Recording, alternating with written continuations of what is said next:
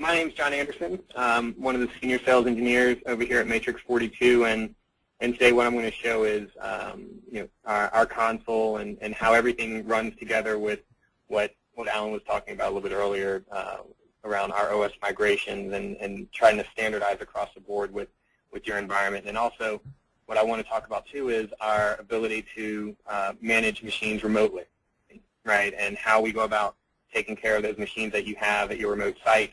I don't know the situation for most people on this call, but typically what I hear whenever I'm on these calls is if a machine dies at a site or something happens at a remote site, they either have to send the technician out to manually fix the machine, to sit down right beside the machine and do work on it, or ship the machine back to the corporate office to get it fixed. And what I'm going to show today, one of the things I'll show today will be exactly that, and how we can save you money there and save you a lot of time. So what my plan is today is kind of go through the console, just show you the basic way we go ahead and do the installations and get machines into the console, how the configuration groups are set up here in the middle, and then how everything is drag and drop. So everything that you'll see here today is built in-house by us, right? So there are no modules or anything that's a part of this console that we've purchased outside of the company and brought into our company. So everything works very well together, and everything's based right off of our inventory. So our inventory, the way that we gather inventory off machines is a in a very detailed manner, and it is a dynamic pull from the machine, so it's not a static pull, and you don't have to worry about it in a couple days if it's going to be out of date. So we'll go ahead and get started here. And what I'm going to show first is these three columns here. So we have the first column over here, we have all the machines that are listed in our inventory, right? So anything that's on your network that is plugged in and has a MAC address can be listed over here. We can list all the machines that are not assigned to a particular group, whether they are a VM machine, whether they're a server, whether they're an Apple machine, it doesn't really matter. We can show them over here, and we can also show the ones that are assigned to particular groups, one that I'll be working with today. We have these filters over here that also we can use to do reporting on. We can build as many filters as necessary over here to filter out anything basically inside this console that has text beside it, right? So anything in our inventory that has, if you're looking to find out which machines are Windows 7 ready or which machines have Microsoft Office, whatever the case might be, we can narrow it down over here. And we also have our miscellaneous devices, which is what we use to scan the entire network to figure out what else is out there besides our PCs, right? You know, your printers and your rogue devices, your routers and your wireless routers, those types of things would be populated over here. And then over here on the right-hand side, we have all of our software packages, so all of our administrative packages that we can push out through the console. We have all of our Imperium packages over here. These are basically all the modules that I'll be showing you today: the easy recovery, the inventory, patch management, our personal backup solution, which is what we'll use to do migrations and whatnot to go from Windows XP to Windows 7. Or if you need to migrate, even go backwards, we can do that too. So I think we had something around like 80 or 85% of the people are looking to do a Windows 7 migration. This piece right here is key.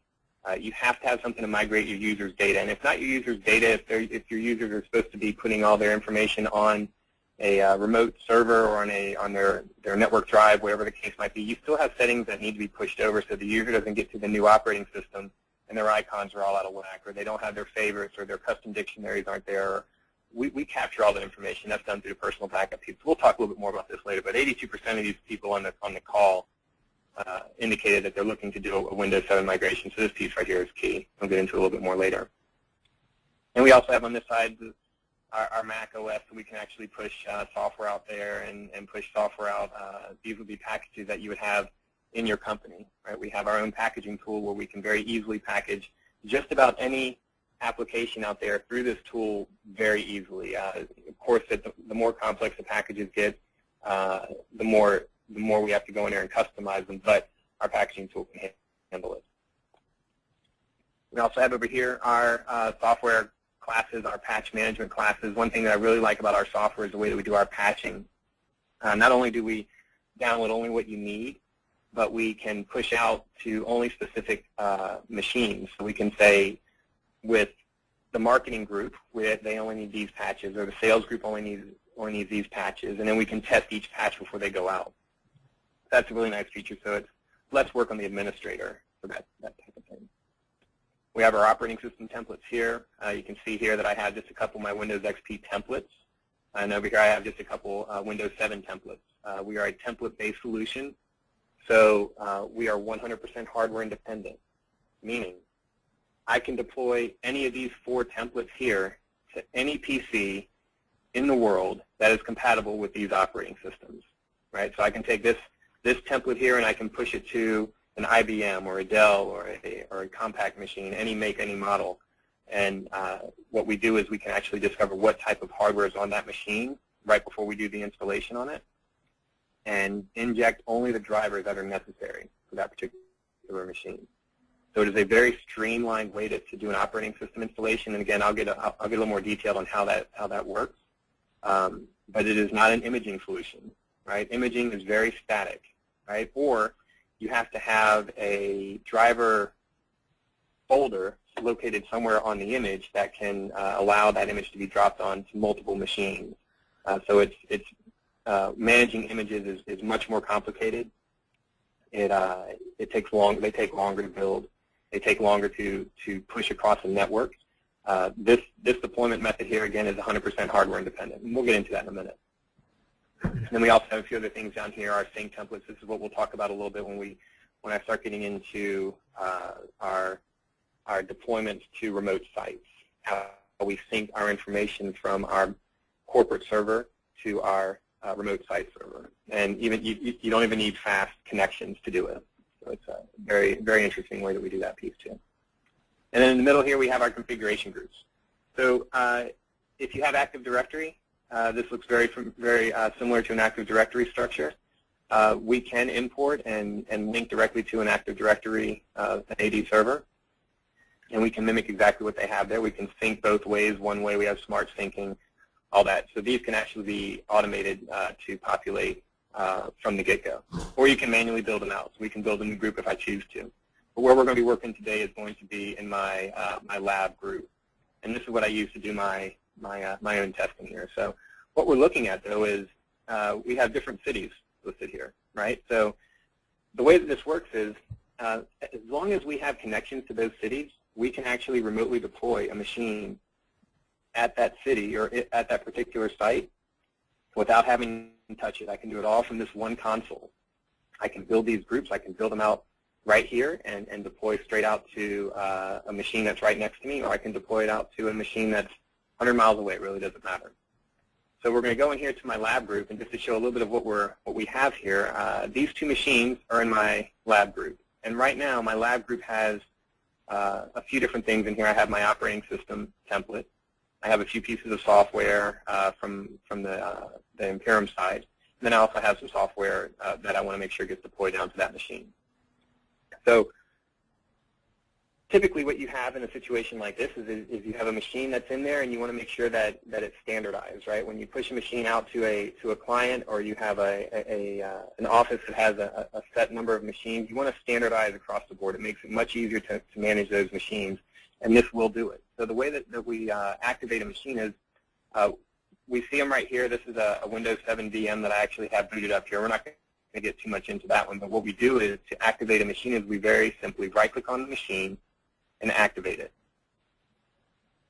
So a day in the life of somebody who is administering a machine, or the systems administrator, or the help desk technician, or whoever it is that is managing those machines, would sit down at a console like you're seeing here, check this box. They could use wake on LAN if the machine is turned off, to remotely wake up that machine.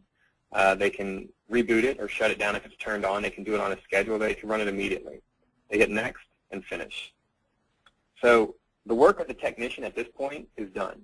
Okay, so what happens in the background is this machine that was actually pulled in from our computers group over here, from a not assigned group, was actually, we could drag and drop them directly into the group if we choose to, and we can activate them like that. Inventory is gathered on that machine as this machine reboots. It pixie boots into our environment. The Windows server, or the Imperium server, actually grabs that pixie request sees that on this particular machine, it recognizes the MAC address on that machine and says, hey, you've got some things coming down to you, right? We have an operating system that's been pushed down. But before we push that operating system down, we're going to take a quick inventory of what you have on you, right? What type of hardware do you have so we can inject the correct drivers? So we pull a very quick inventory off of that machine, takes 10 to 15 seconds. Then from our driver cloud, we inject only those drivers into that template. The template gets pushed down to that machine, and the machine builds itself.